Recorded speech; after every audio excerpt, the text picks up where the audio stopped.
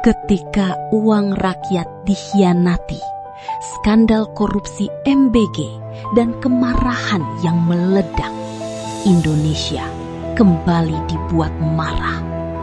Bukan karena bencana alam, bukan karena ancaman dari luar negeri, melainkan karena dugaan pengkhianatan yang datang dari dalam sistem itu sendiri.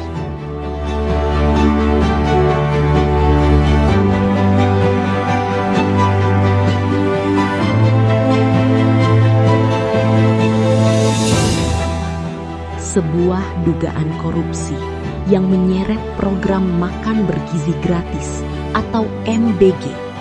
Program yang selama ini digadang-gadang sebagai salah satu solusi untuk meningkatkan kualitas gizi generasi muda Indonesia. Program yang seharusnya menjadi harapan bagi jutaan anak Indonesia.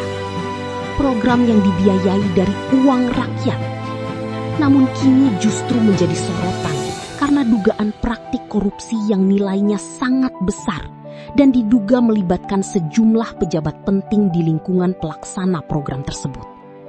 Kejaksaan Agung telah mengembangkan penyidikan kasus dugaan korupsi MBG dan menetapkan beberapa tersangka dari jajaran pimpinan Badan Gizi Nasional periode sebelumnya.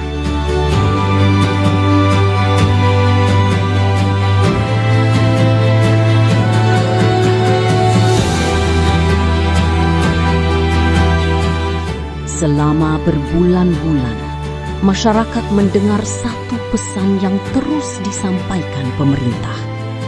Efisiensi, penghematan, penggunaan anggaran secara hati-hati. Bahkan berbagai lembaga negara diminta melakukan penghematan demi memastikan setiap rupiah uang negara digunakan untuk kepentingan rakyat. Di tengah kondisi ekonomi yang tidak selalu mudah, masyarakat diminta memahami pentingnya efisiensi. Rakyat menerima. Banyak yang bersabar. Karena mereka percaya bahwa pengorbanan hari ini dilakukan demi masa depan Indonesia yang lebih baik. Namun kepercayaan itu mulai terguncang ketika dugaan korupsi dalam program strategis nasional justru muncul dari salah satu program yang paling sering disebut sebagai prioritas pemerintah.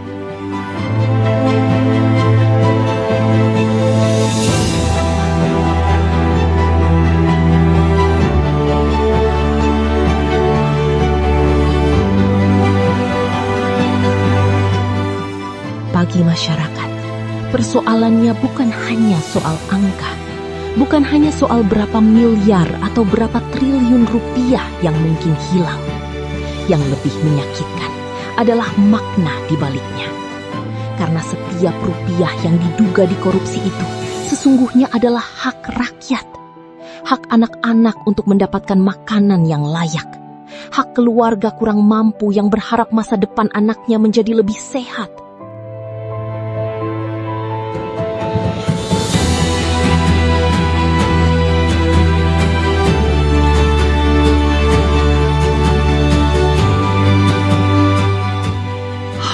Bangsa untuk membangun generasi yang lebih kuat.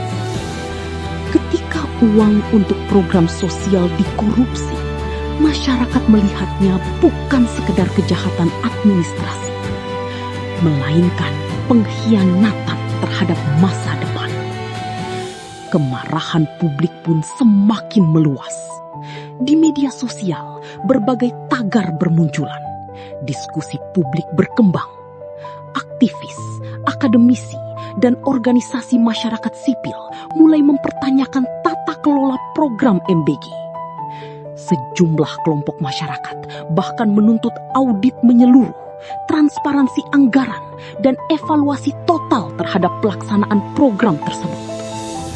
Masyarakat ingin tahu satu hal yang sangat sederhana. Kemana sebenarnya uang rakyat itu pergi?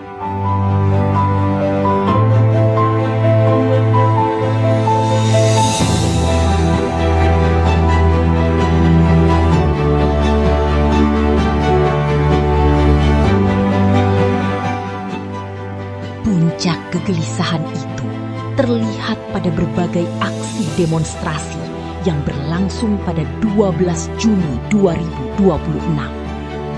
Mahasiswa dari berbagai daerah turun ke jalan. Mereka membawa berbagai tuntutan, mulai dari evaluasi program MBG, transparansi anggaran, hingga kritik terhadap kebijakan pemerintah secara lebih luas. Bagi banyak mahasiswa, gerakan ini adalah bentuk kontrol sosial. Sebuah pengingat bahwa dalam negara demokrasi, kekuasaan harus selalu diawasi. Karena tanpa pengawasan, penyimpangan akan selalu menemukan ruang untuk tumbuh.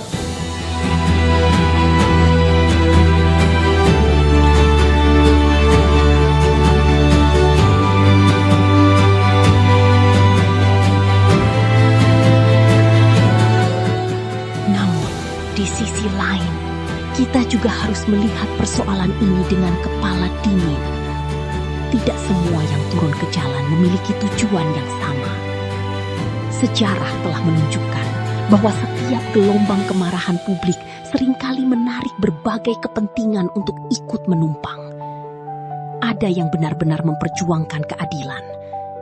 Ada yang memperjuangkan transparansi. Ada yang ingin memberantas korupsi. Tetapi tidak menutup kemungkinan ada pula pihak-pihak tertentu yang berusaha memanfaatkan situasi untuk kepentingan politik, kekuasaan, atau agenda lainnya. Karena itulah, masyarakat harus mampu membedakan antara kritik yang konstruktif dan upaya menciptakan kekacauan. Antara perjuangan memperbaiki negara dan usaha memperkeruh keadaan.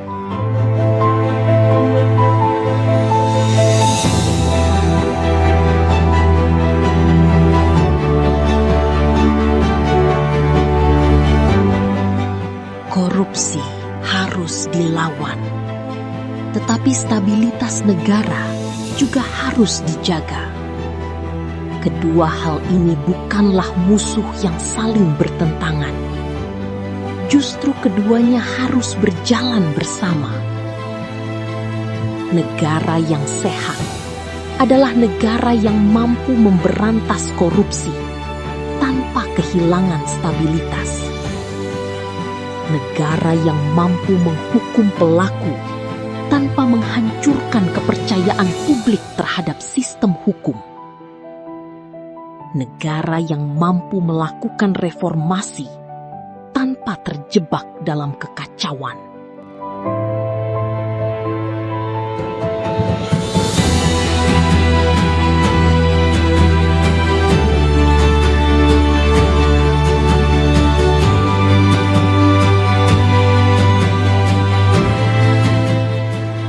Kasus MBG ini memberikan pelajaran penting bagi seluruh bangsa Indonesia, bahwa niat baik saja tidak cukup.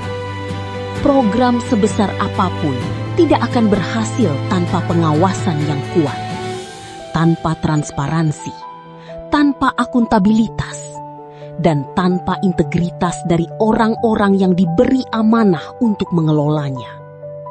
Karena sejarah telah berulang kali membuktikan satu hal. Korupsi tidak selalu muncul karena sistem yang buruk. Terkadang korupsi muncul karena manusia yang diberi kepercayaan memilih mengkhianati kepercayaan itu.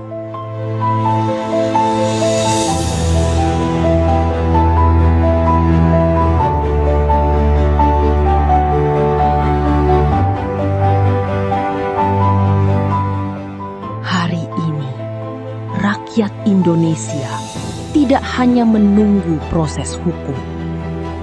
Rakyat menunggu bukti. Bukti bahwa hukum benar-benar berlaku bagi siapapun. Bukti bahwa tidak ada seorang pun yang kebal hukum. Bukti bahwa uang rakyat akan dipertanggungjawabkan.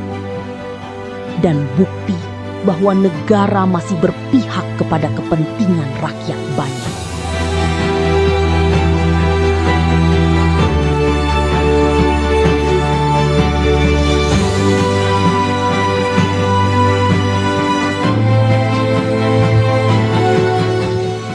Jika korupsi ini benar terbukti, maka yang hilang bukan hanya uang negara. Yang ikut hilang adalah kepercayaan. Dan kepercayaan adalah aset yang jauh lebih mahal daripada angka apapun di dalam APBN. Karena uang yang hilang mungkin bisa dikembalikan. Tetapi kepercayaan yang hancur membutuhkan waktu bertahun-tahun untuk dibangun kembali.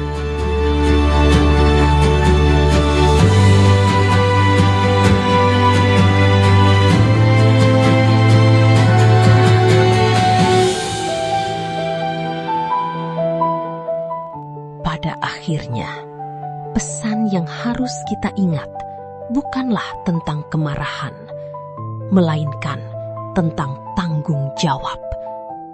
Bahwa setiap pejabat yang memegang amanah harus sadar bahwa mereka tidak sedang mengelola uang pemerintah. Mereka sedang mengelola uang rakyat. Uang yang berasal dari keringat petani, dari kerja keras buruh, dari pajak para pelaku usaha, dari harapan jutaan keluarga Indonesia. Dan ketika amanah itu dikhianati, rakyat berhak marah. Namun kemarahan itu harus diarahkan untuk memperbaiki bangsa, bukan menghancurkannya.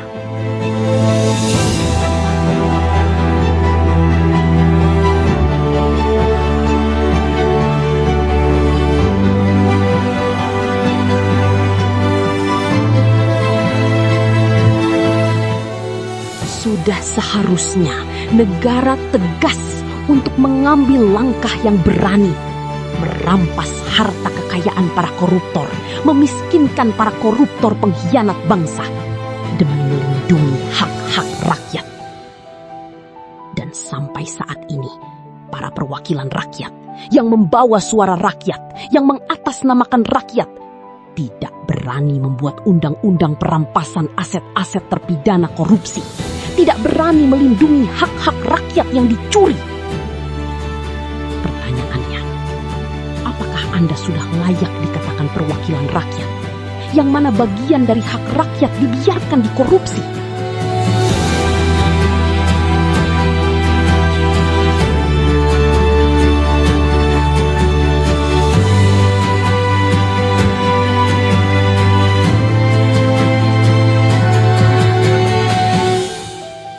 Indonesia tidak membutuhkan kekacauan.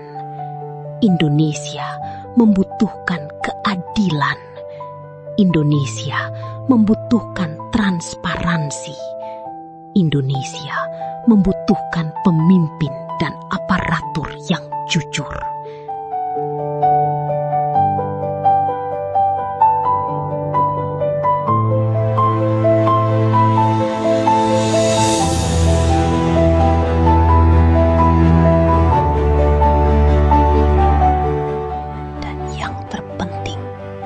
Indonesia membutuhkan keberanian untuk mengatakan tidak ada tempat bagi korupsi, siapapun pelakunya. Korupsi bukan sekedar pencurian uang negara. Korupsi adalah pencurian masa depan. Dan masa depan Indonesia terlalu berharga untuk dibiarkan dirampas oleh siapapun.